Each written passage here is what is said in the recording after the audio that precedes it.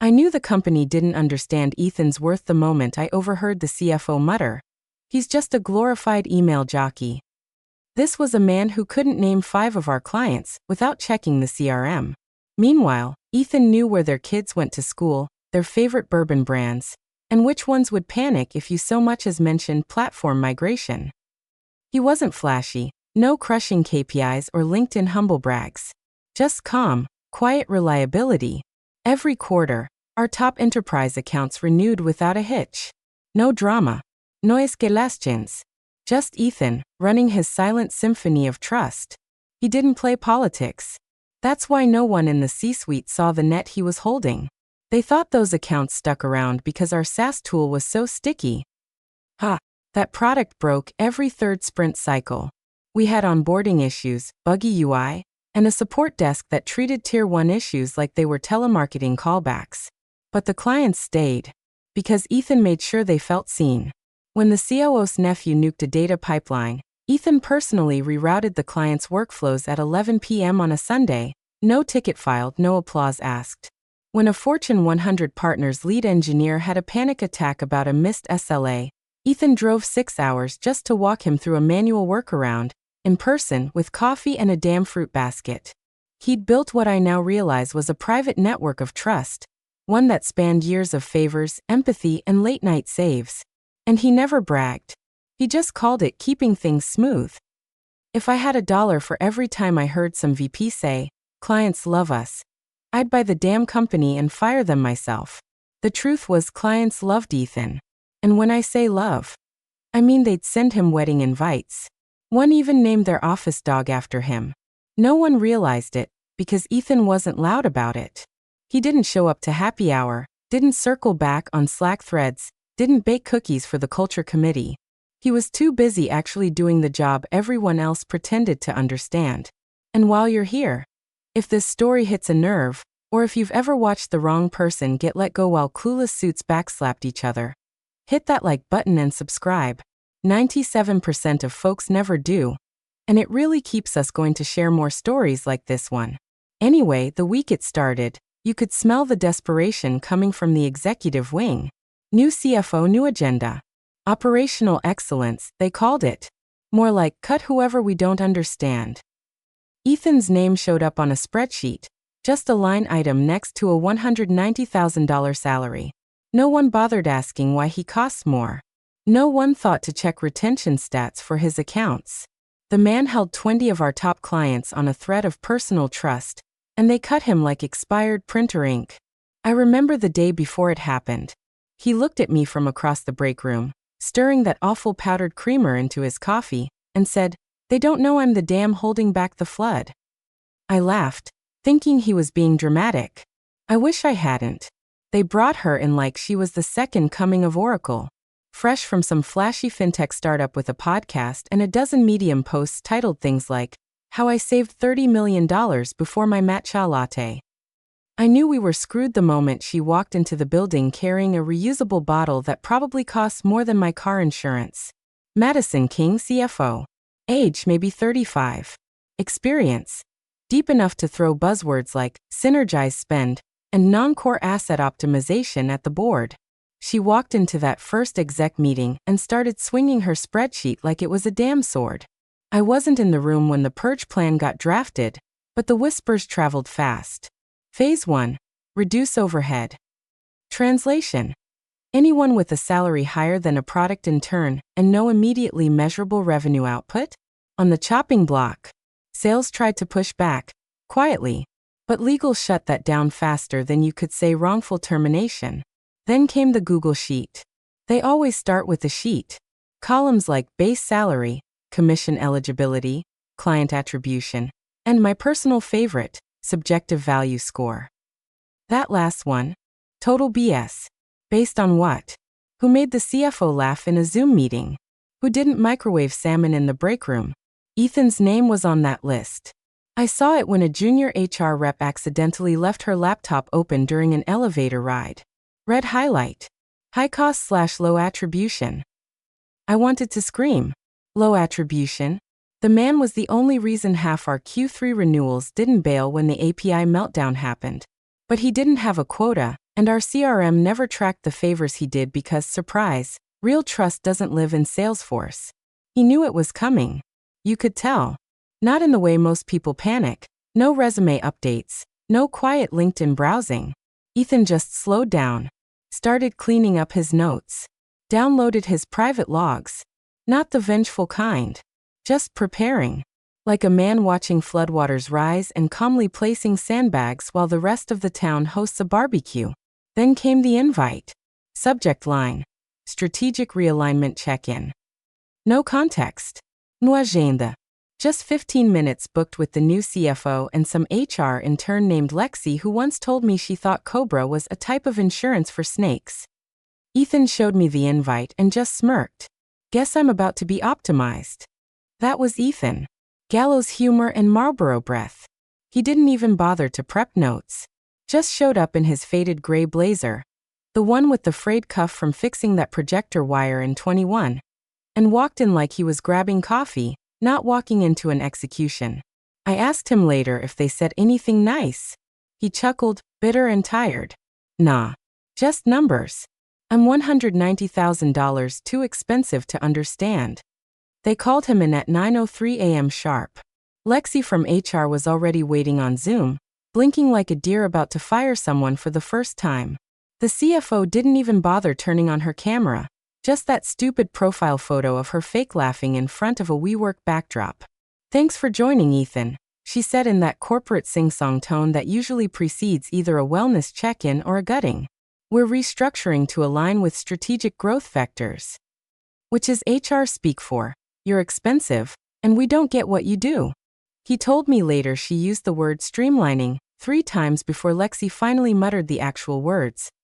Your role is being eliminated effective immediately. No thank you for the 6 years of putting out fires they never saw. No handshake. Not even a generic email blast saying he'd moved on to pursue new opportunities. They revoked his credentials before he even stood up from the chair. Like he was malware, not the reason their top 20 accounts hadn't rage quit during last year's DNS outage. You know what they sent him as a goodbye? A standard severance PDF and a list of Cobra links. That's it. After 6 years of flying under the radar, plugging leaks, keeping pissed off CIOs from torching their contracts, and quietly absorbing blame when product messed something up, he got a 4-paragraph termination letter that looked like it was written by ChatGPT on Ambien. By 10 a.m., the CFO posted in the #ExecutiveWins Slack channel. Just streamlined a $190,000 non-revenue role. Let's go flex biceps. Actual emoji. Not even subtle.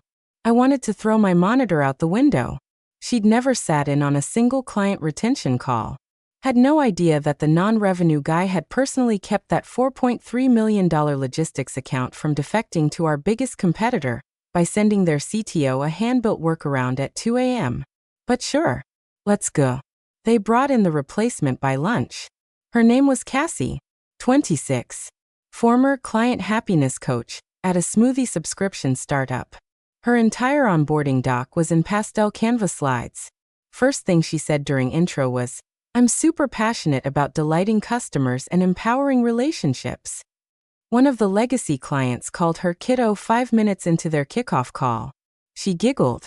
Ethan didn't badmouth anyone. Didn't flip a table. Just packed up his little corner, 3 notebooks, a dented thermos, and that stupid USB-powered cactus someone gave him during last year's Secret Santa. He walked out the front door without saying a word. I watched him from the 4th floor window. Didn't even look back. Just lit a cigarette, got in that beat-up Honda, and drove off like he'd just finished a shift, not like he'd been erased. But I saw it in his eyes that morning. That stillness. Like a man waiting for a storm he didn't start, but knew exactly how to finish. The email subject lines were deceptively simple. Thank you. Appreciated. A note from Ethan. Nothing dramatic, nothing that screamed sabotage. No blind CCs to legal, no scorched earth attachments. Just quiet, composed farewells. And that's what made them deadly. Each one was handcrafted. Like the opposite of every soul-crushing, touch-based newsletter our marketing team ever vomited out. No mass template. No hope this finds you well. Ethan knew better. He addressed them by name, first name. Because these weren't just clients. They were people who'd called him at 9 p.m. on Thanksgiving with integration meltdowns. People whose divorces, surgeries, and children's graduations he'd remembered without needing Outlook reminders. People who trusted him more than they trusted their own vendors. To the VP at Helix Corp, he wrote, "Thanks again for trusting me during the rollout nightmare. You deserved better documentation and faster fixes. Thank you for your patience while I chased that internally. If you ever need someone to untangle another mess like that, I'm around." To the director at Falconware, "Appreciated how you always told it straight. You kept me sharp. If things ever get too quiet on your end, I'm open to helping where I can." And to Reena Patel at Stratus Edge, his white whale, "You always said relationships beat tools. I agree. Just know I'm still in the game, just on a new level. Reach out anytime." Not one line crossed into unprofessional. Not a hint of bitterness. But every sentence hummed with intention. These weren't goodbyes. They were door cracks. Little, elegant pressure points left exactly where they needed to be. And no one at corporate saw it coming, because no one at corporate even knew the real relationship paths. Their CRM had names, titles, and stale interaction logs. Ethan had birthdays, favorite coffee orders, and side door cell numbers.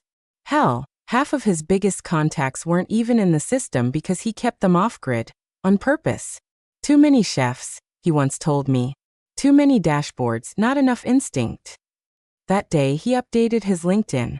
No esplés. No big post or dramatic new chapter banner. Just one line, buried quietly in the experience section. Independent consultant, helping enterprise clients navigate complexity and retain strategic focus. That's it. No fireworks. Just bait for the ones who knew. The way he moved was almost surgical. Like he wasn't angry, just done playing small. He didn't take anything that wasn't his. No documents. No IP. He didn't need to. Because Ethan had built his own currency over the years. Emotional equity. Loyalty. Quiet leverage. He hadn't spent it yet. But now? He was cashing in. One note at a time. It started with a Tuesday cancellation. Just one. Helix Corp. They'd been with us 6 years. Quiet, high revenue, barely a squeak account. Renewal was locked in, auto-billed, calendar invites set. Then out of nowhere, they canceled their QBR. No explanation. Just a reschedule request for later in the quarter, which in enterprise language, is code for "we're shopping around." Cassie, bright-eyed and armed with her pastel onboarding slides, tried to rebook it. Got ghosted. No reply, no open tracking.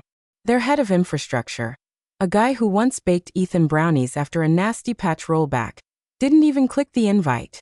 I remember her frowning at her screen like it had betrayed her. That's weird. They were so warm on the intro call. Yeah, because Ethan was still CC'd in that call. Once he was gone, frostbite. The next morning, it was Arcadia Systems. Canceled a weekly status sync they'd never missed in 4 years. The day after, 3 clients pushed back their renewal check-ins. By Friday, 8 accounts had gone dark. I don't mean a couple of no-shows. I mean radio silence. Phones straight to voicemail. Emails unread. Slack Connect? Removed. At first, no one upstairs noticed. The new VP of Client Success thought it was just quarter-end churn.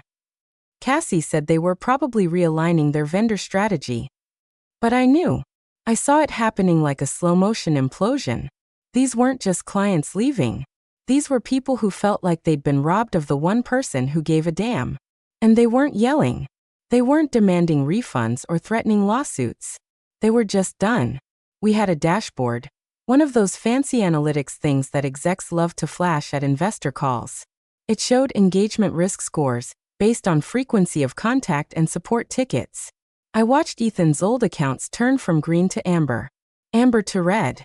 Little by little, drip by drip, like blood pooling under a locked door. By the end of week 2, someone from revenue finally noticed. Sent out a Slack asking why 7 renewals had been deferred without justification. A junior analyst replied with a screenshot of a client message. "Where's Ethan? He's the only one we trusted with this platform." That line got passed around quiet as a whisper. Some folks chuckled, like it was flattering. Others started to worry. I just sat there, watching them all try to plug holes in a sinking ship with emojis and Calendly links. Cassie. She was trying. God bless her. But she was used to quarterly smoothies and Instagram giveaways, not pissed off CTOs at billion-dollar companies wondering why their fix-it guy had vanished without a trace. She cried in the stairwell one afternoon.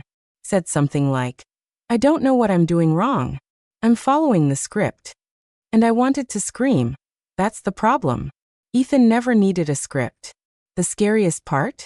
The silence. No big angry emails. No blow-whoops. Just the slow, smoldering absence of trust. And for a company that sold partnership at scale, that silence was lethal. The leak came from a printer jam. Swear to God. One of the revenue ops interns, Liam, I think, accidentally sent the internal churn forecast to the wrong network printer. Instead of the fourth floor exec pod, it landed in the third floor supply closet shared by account management and facilities.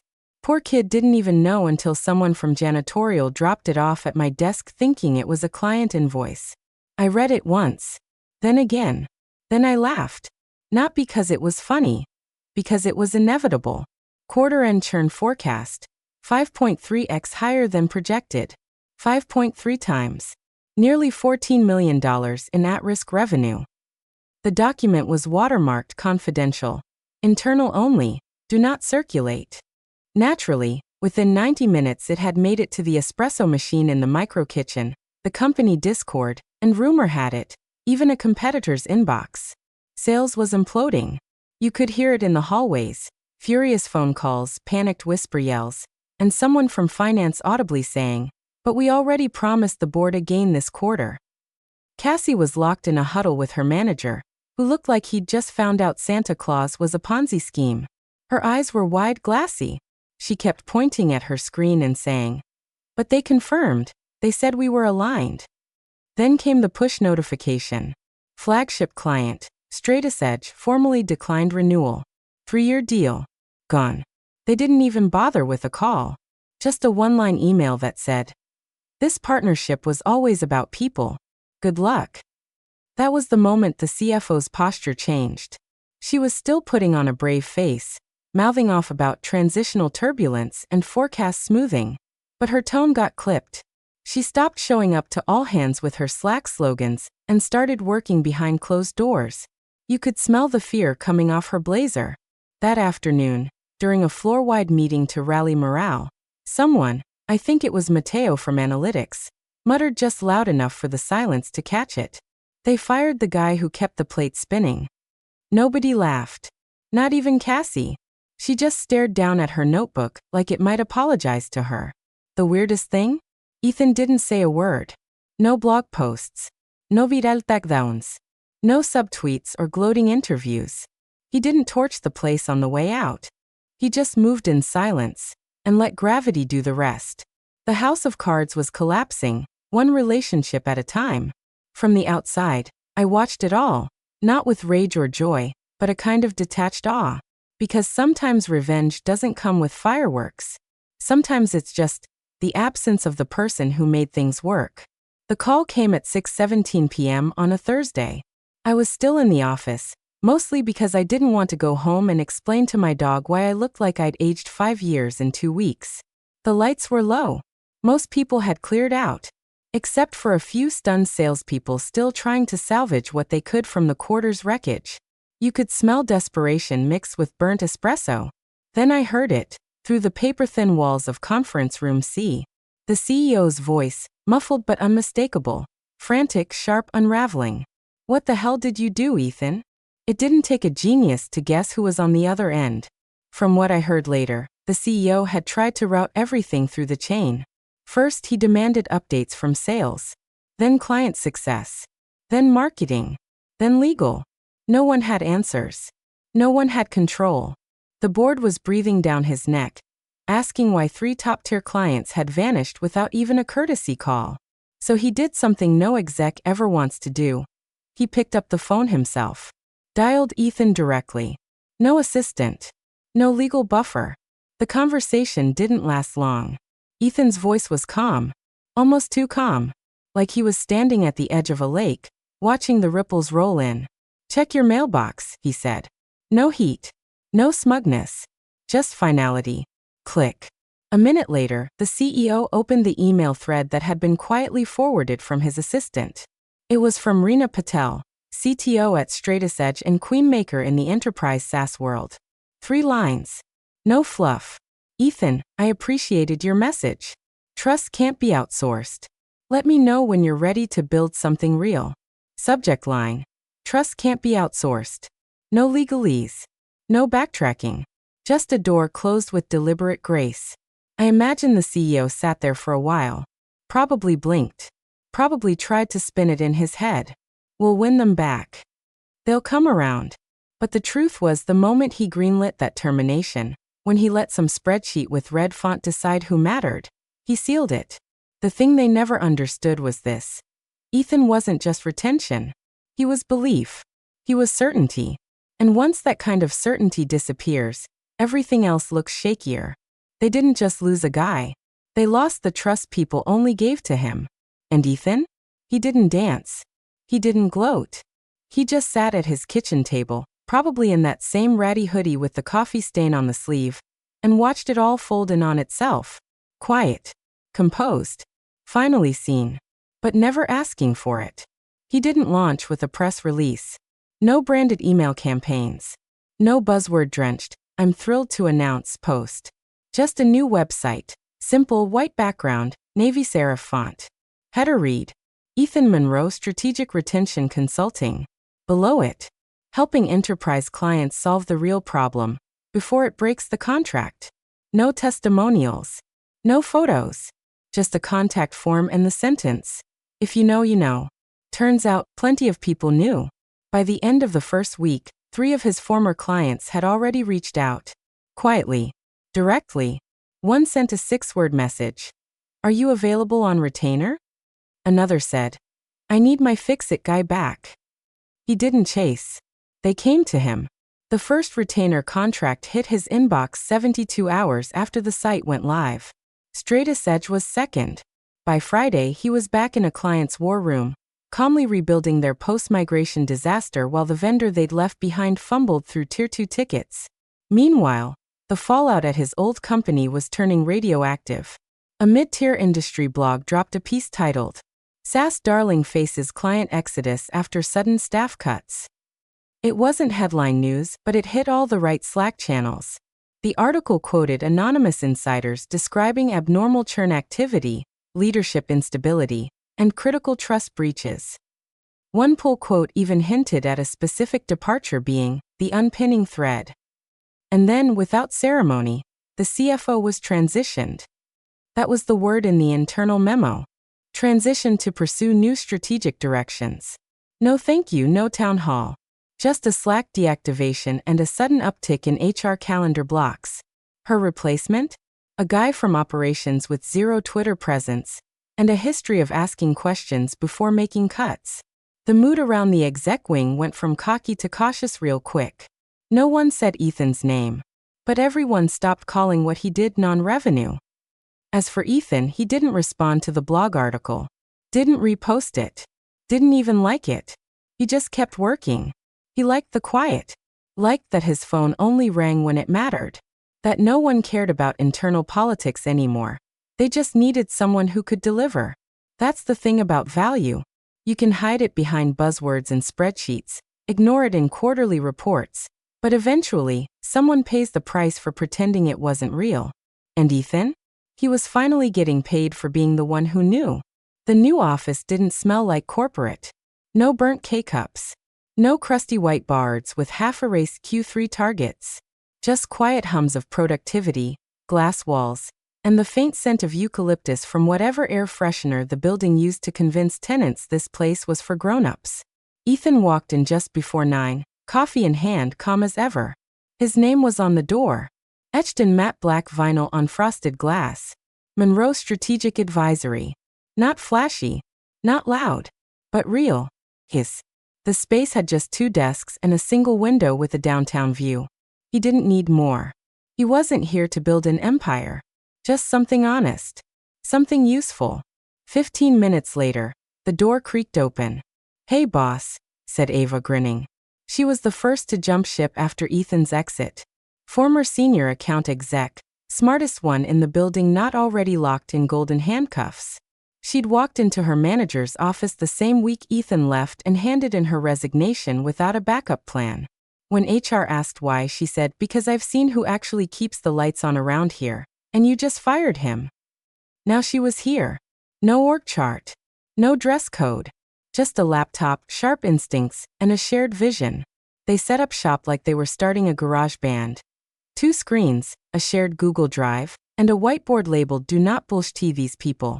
They didn't pitch to VCs. They didn't hire a branding agency.